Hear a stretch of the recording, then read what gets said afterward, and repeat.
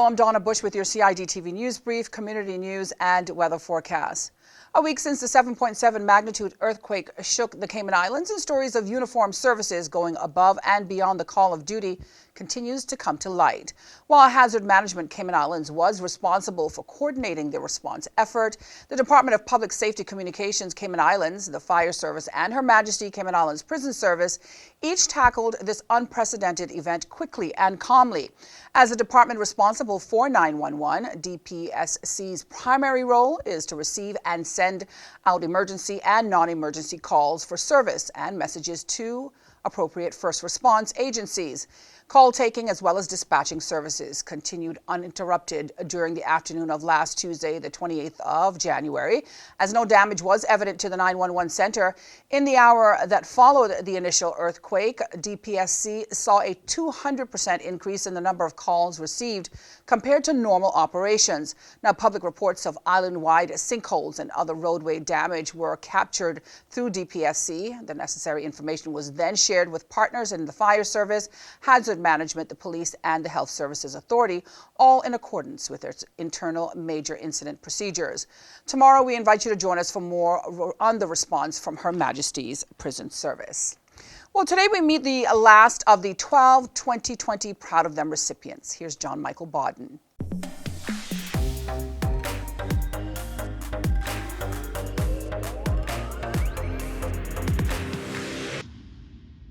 Originally attended John Gray from year 7 to year 9, and then I moved over to Cayman Prep from year 10 till year 13. In prep, during the A-level course, I took psychology, marine science, and business.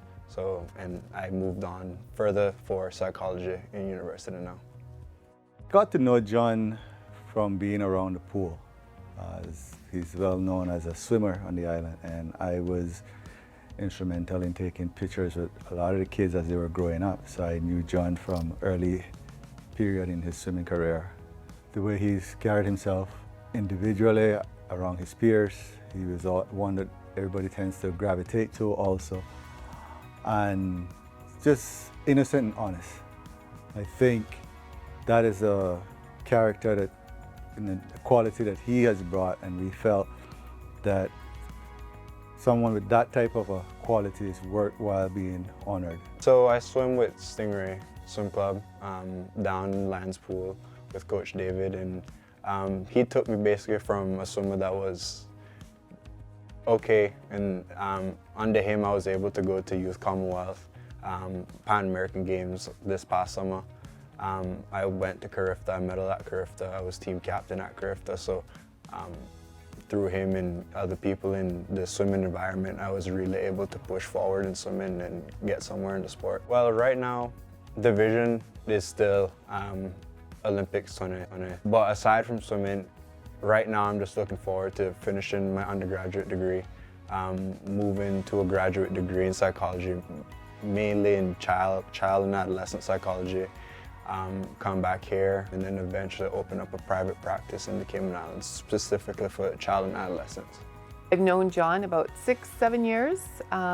He swims competitively with my daughter Lauren on the national swim team. He has a quality character. People gravitate towards him. People like to be around him. When he's swimming, he's dedicated.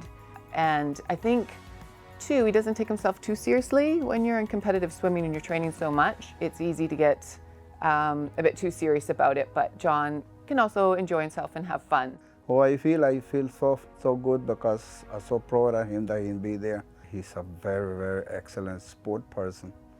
And well, there's a turn for everything. His turn is now. It feels pretty good because, you know, it's just not one person that said, you deserve this. It was a bigger group of people that came together and was like, you know, John been doing all this stuff, and it's just a wonderful feeling knowing that I have people in my corner to back me up.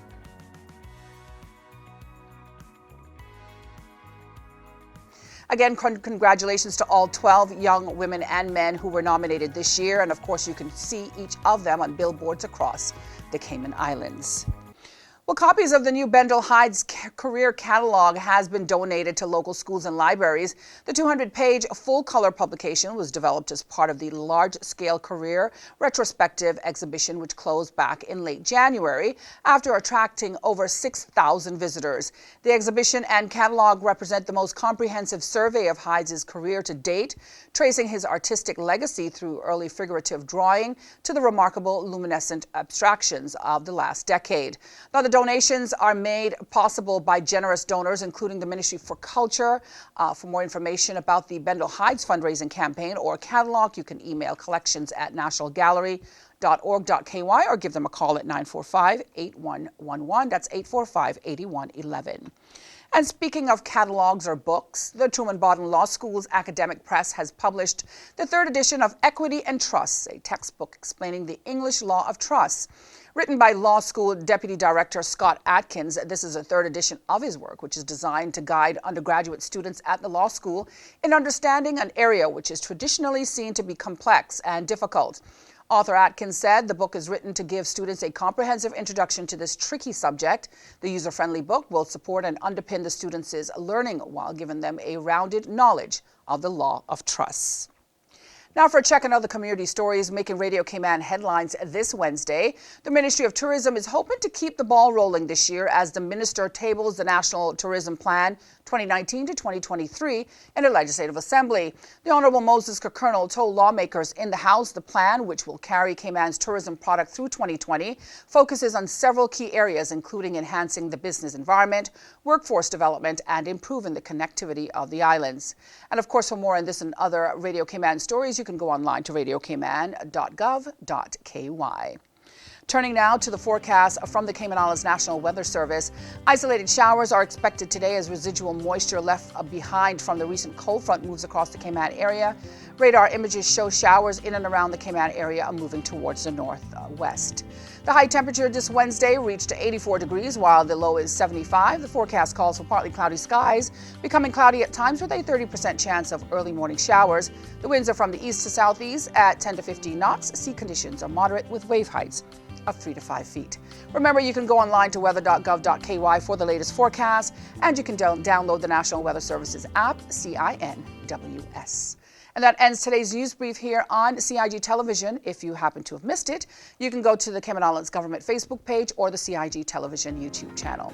I'm Donna Bush. Have a great night.